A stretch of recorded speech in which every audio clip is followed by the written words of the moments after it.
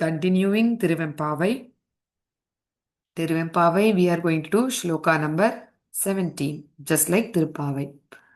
So, in the Thiruvempavai shloka, we have been seeing that it is written by Manikavashagar and it is about Shaiva Siddhanta. And we are trying to invoke Lord Shiva, who is none other than the auspiciousness. Yesterday, we understood Shiva as various deities like Mallikarjuna, like Tayumanavar, Tiruvannamalai Jyoti, the Natarajar, and other ways. And we invoked him in our art center in these forms and brought the compassion and brought the auspiciousness, brought the rhythm in the life with the discipline so that we reach the goal through walking in the path of dharma. And also, we try to see God as formless without the start, beginning and the end. So today we are seeing that in 17th shloka, Sengan Avanpal Disai Muganpal Devargal Pal Engum Ilador Inbam Nam Palada Kongu உன் கருங்குழலி நந்தம்மை கோதாட்டி இங்கு நம் இல்லங்கள் தோறும் எழுந்தருளிச் செங்கமலப் பொற்பாதம் தந்தருளும் சேவகனை எங்கண் அரசை அடியோங்கட்கு ஆழமுதை நீங்கள் பெருமானைப் பாடி நலம் திகழ்ந்து பங்கய பூம்புணல் பாய்ந்தாடேலோர் எம்பாவாய். கொஞ்சம் கடினமா it looks like it is little difficult but not very difficult actually. So here what are we trying to see as the meaning of the shloka? So the meaning of the shloka is as usual, the woman is addressed first with a positive what do we say, adjective. So, O women with dark tresses adorned with nectar-dripping flowers. So, you have the hair which is very dark and it is adorned with the flowers which are very sweet with the smell. So, our Lord Shiva, who bestows the bliss that neither Narayana with his lotus-like eyes nor Brahma nor any other gods can give. So the Lord Shiva is there who gives the bliss, and that Lord Shiva is is neither Narayana with his lotus-like eyes. That is Shiva. He is Shiva, but we cannot describe him like how we describe Vishnu, nor Brahma, because Brahma is the one where we have again described with four faces and he is come from the Padma of Vishnu. So nor any other gods can give, is now gracing every home with his presence. So not like any other god, like means Varuna, Indra, Surya, not like that. So he descends like a servant to claim us with his lotus feet. So he is none, how in other places we see ourselves as a servant, here so we see him as our servant. How there is a story where we say Pittukku man sumandan, where what is the story? So Kumaraguruparar, a 17th century poet, wrote in praise of Lord Shiva. What was he referring to when he said they melted when he carried sand? That is, the Arappalayam is a small yet busy locality in Madurai. So this Lord Shiva helped an old woman named Vandi at this place. It so happened that the Vaigai river in Madurai was flooded. Then then the Pandya king ordered that each family should depute a person to fill sand on the banks of the river. So Vandi, an old lady selling puttu. Puttu means a steamed rice powder dish, was sad and scared as she had none at home to be deputed for this work.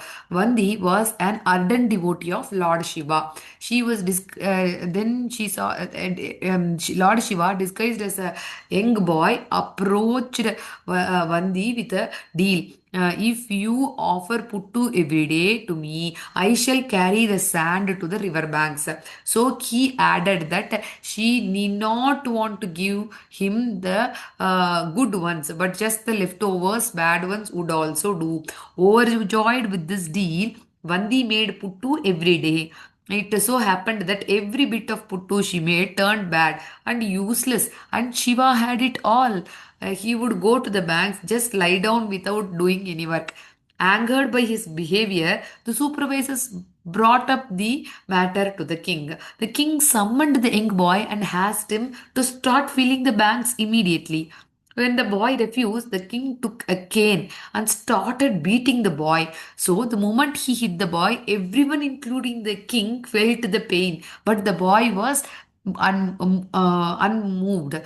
So, this is when the king realized his mistake and bowed down to Shiva for having carried sand in exchange for puttu. Then he carried sand later in exchange of the puttu. So that's how he got the name Puttukku Man Sumanda um, Peruman. So it was also interesting to know that the history of his praiseworthy poet was born in Shri Vaikuntham Kumara Guruparar. He started speaking only at the age of 5 after visiting the Tiruchendur Murugan temple. So he wrote the Kandar Kalivemba in praise of Tiruchendur Murugan. He left his home in search of a guru.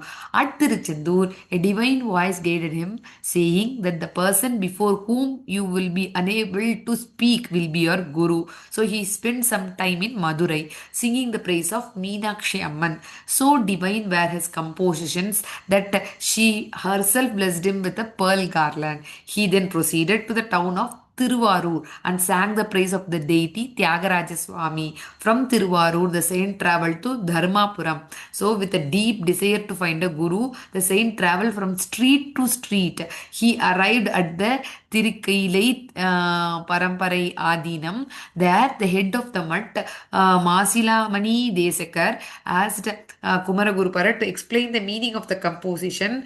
ஐந்து பேரறிவு கண்ணாலே கொள்ள. This song from the Periya Puranam, which refers to the description of Lord Shiva's dance at the Chidambaram by Sundaramurti Nayanar. So, as Kumarakuruparar was about to explain, he was shocked by the fact that he was unable to utter a word. He realized that the person in front of him was his guru and fell at his feet. Desikar was a guru par excellence and initiated Kumaraguruparar. So, on the orders of his guru to revitalize Shaivism, Kumaraguruparar traveled to Kashi and then the learning the language of the north.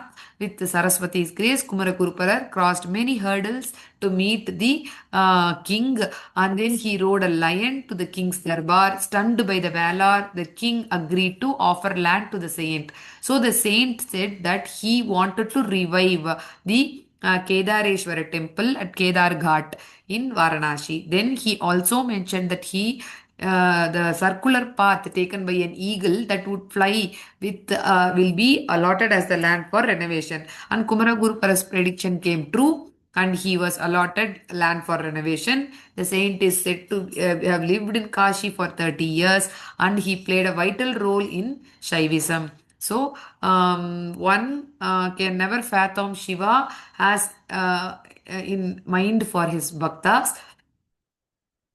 And here we understand that Lord Shiva has become like a servant and got even beatings for an old lady who was very poor and a devotee of his.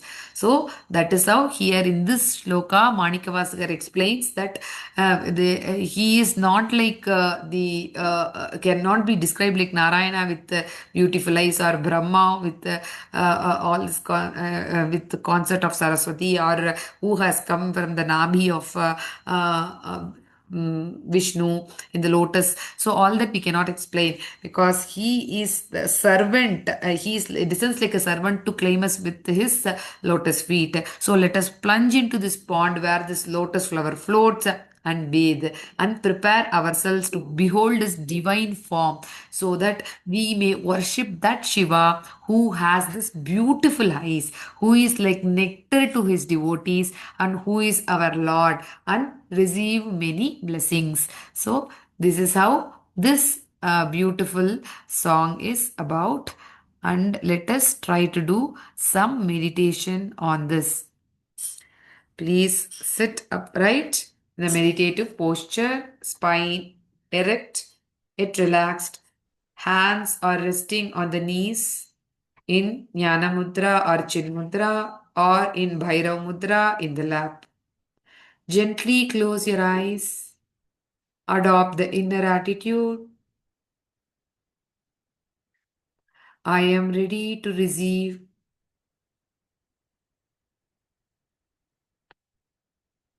Try to become aware of your natural flow of breath.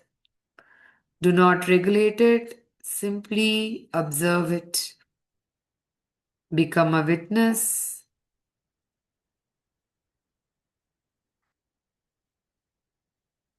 Try to feel the Lord's grace in each inhalation, and as you exhale, feel all your lower tendencies, negativities are flushed out.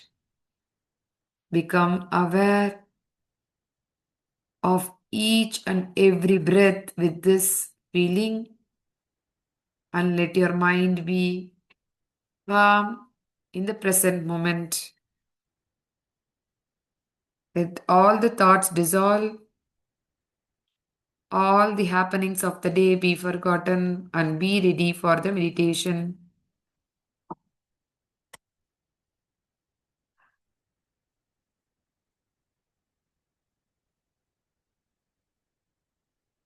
See that the heart is becoming soft and the mind is becoming attentive. Now inwardly hear the call, O woman with dark tresses, adorned with nectar dripping flowers. This is our inner awakening to call the heart. Feel the sweetness of devotion stirring quietly within.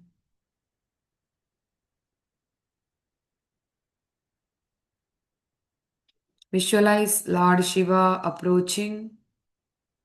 He does not remain distant in Kailasha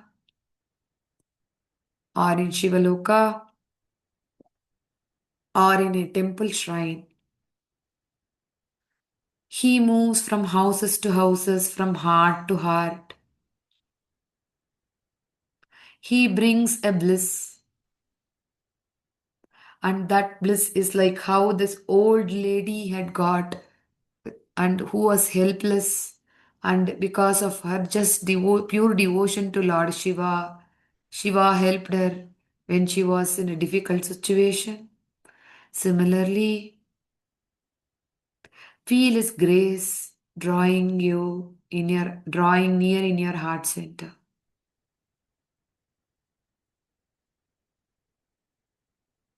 Feel Shiva descending gently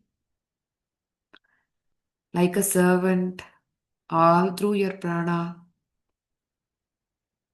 apana, samana, udana, vyana, in your mind, in your buddhi, in your chitta, and he dissolves your ahankara. He shows that how we have to be like a servant by the story where he was a servant. Feel his lotus-like feet touch the ground before you. Remain still and remain receptive. Visualize a tranquil pond in your heart center, Hridayakasha. Lotus flowers float on this clear surface. Step into the water. This is not an outer bath, it is an inner cleansing.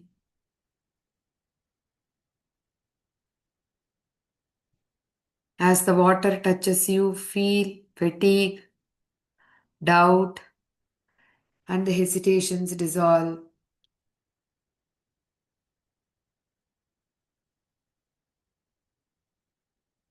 Emerge renewed, light, and clear. Now behold Shiva clearly in your heart center. His eyes are beautiful and compassionate. He is a pure nectar. Feel the nectar spreading gently through the heart.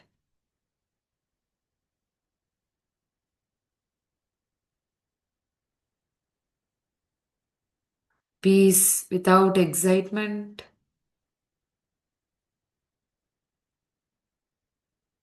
Joy without effort.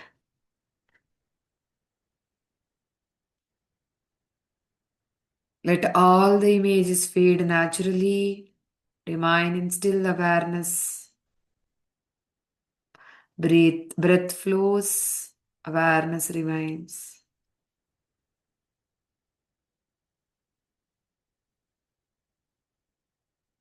The Lord is present. You are present. Rest in this silence.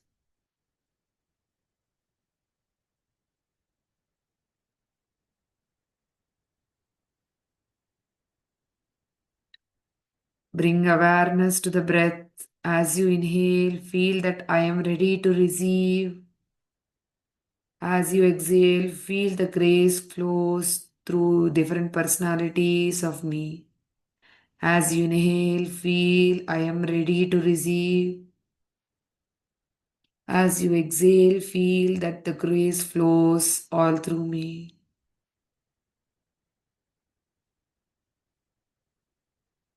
Connect with the body which is seated in silence and stillness. Gently feel your mudra, your feet on the mat. When ready, slowly bring your hands together in front of the chest. Three Omkara and Shanti part. Taking a deep breath. Om.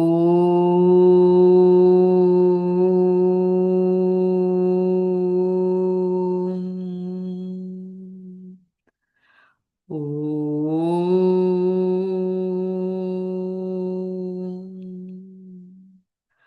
Om.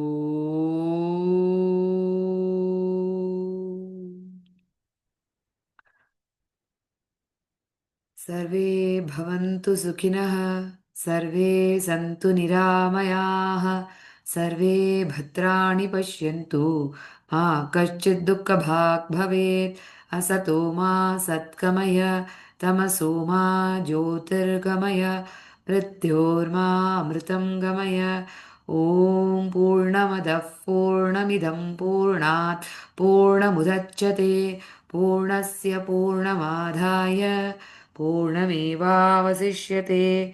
ॐ शान्ति शान्ति शान्तिः हरिः ॐ श्रीदक्षिणामूर्तये नमः हरिः ॐ. Say to yourself in your heart center that I am not going to go in search of the divine. He comes to me when I am ready. So let us all be ready. He asks only our readiness. So let us all become ready for his arrival, decorating our heart with divinity, devotion, surrender, and service. Hari Om Tat Sat, palming.